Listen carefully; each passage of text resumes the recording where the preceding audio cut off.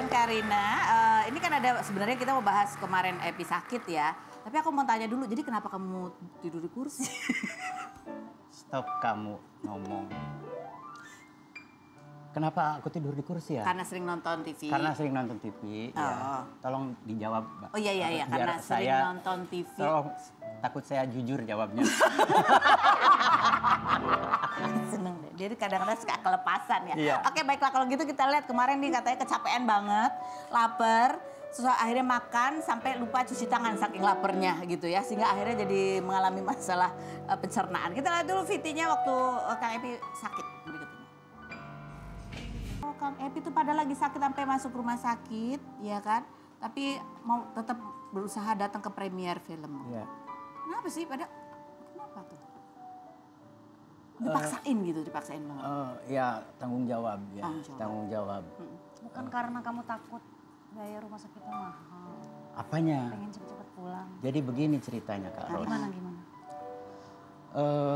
Hari itu hari Minggu. Setiap hari Minggu itu adalah nggak tahu ya. Hari Minggu tuh saya minta waktu untuk Istirahat. healing. Oh, healing, oke. Kalau selebritis lain kan kalau healing ke Bali. Nah saya itu minta ke dia, tolong setiap Minggu pagi izinkan saya pergi ke Pasar Loak. Oke. Di Pasar Loak itu saya ketemu sama orang-orang yang kotor, yang orang. Saya lagi nyari. Ya, namanya juga lagi di pasar ya. Nah, terus? Jadi healing itu setiap saya dapat peran baru itu suka dapat inspirasi di Pasar Loak itu. Karena ketemu banyak orang. Terus?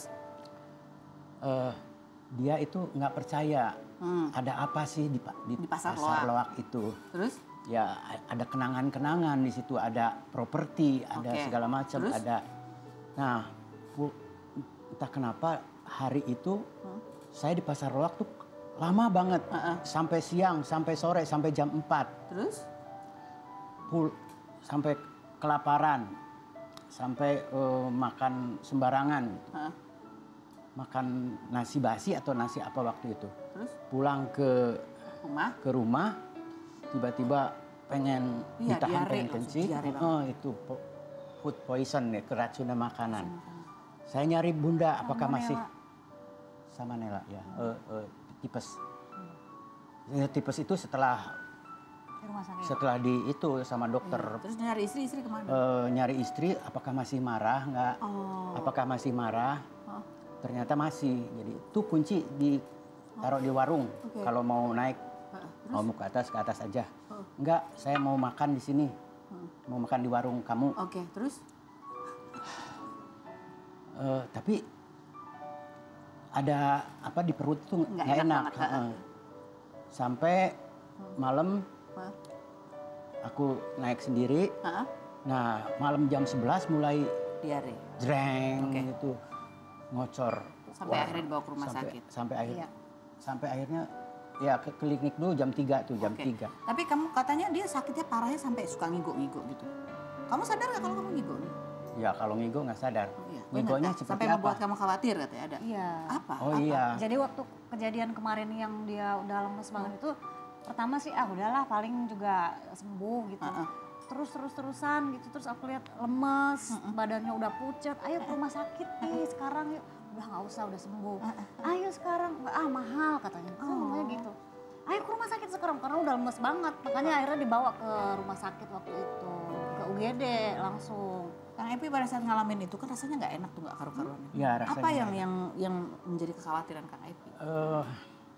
Ya sesuatu yang, aduh jangan diucapkan, takut pengaruhnya nggak baik.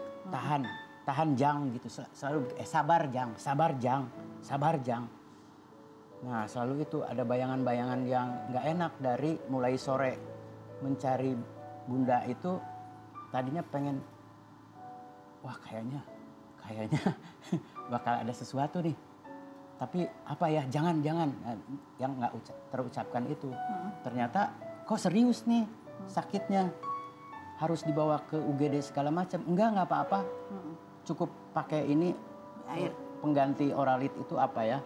Air iya, garam. air garam. Begitu minum air garam malah tambah lemes. Ya udah pasrah airnya, nggak apa-apa, mahal juga, ayo pasrah.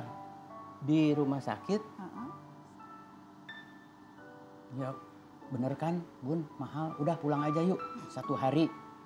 Tadi minta 3 hari, udah Bun, alasan apa aja, alasan mau premier lah Kak. Ya udah, bener kesempatan. Nah di premier terucap itu kata-kata ya mungkin pas kebetulan aja itu peran yang aku mainkan sejak proses reading, proses workshop sampai hari premier itu tadinya merasa bangga, bahagia karena film itu merasa terbantukan oleh almarhum ibu saya. Selama proses itu, proses menjadi jenazah yang susah, calon jenazah yang susah meninggal itu kayak ibu saya gitu. Jadi kayak ibu saya yang mewariskan sampai sekarang itu ibu saya. itu yang membuat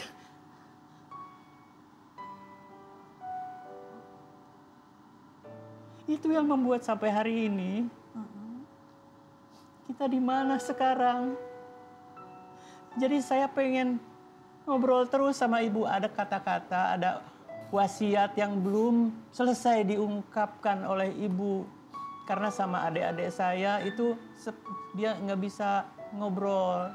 Jadi sama saya aja sampai dia meninggalnya pas saya lagi acara lagi di panggung. Jadi saya merasa sebulan lagi pas nih ulang tahun ibu saya meninggal, 23 Agustus.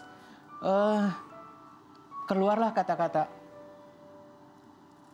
Sebenarnya ini kata-kata dalam peran sih. Kalau saya meninggal, kuburkan saya di kampung tempat saya lahir.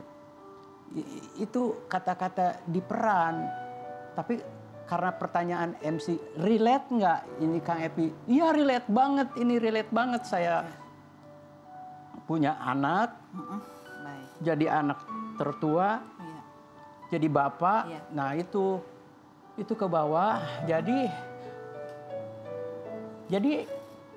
Jadi wasiat ibu sampai sekarang belum disampaikan. Belum jadi itu menjadi disampaikan. penasaran dan menjadi keingintahuan Kang Epi. Oke, baiklah.